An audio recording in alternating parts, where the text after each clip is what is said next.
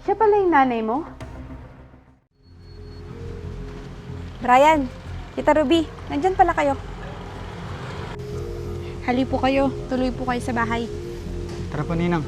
Doon po tayo. Mainit po dito. Sige.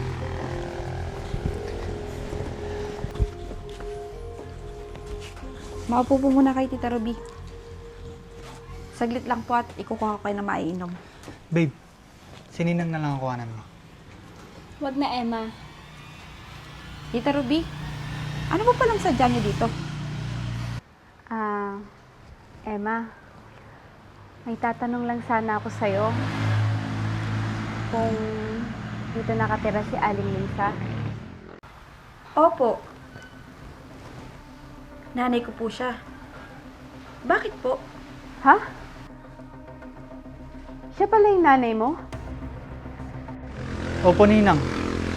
Bakit po? Kilala niyo po siya? Oo. Dati ko siyang kaibigan. Nandyan ba siya ngayon?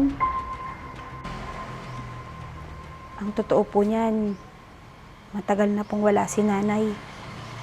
Pumanaw na po siya. Ha? Kailan pa? Paano na kaya ito? Pasensya ka na, Emma. Hindi ko alam na wala na si Aling Lisa. Sige, mauna na ako sa inyo. Ano nangyari kay Ninang? Baka nalungkot lang siya nung nalaman niyang wala na si nanay.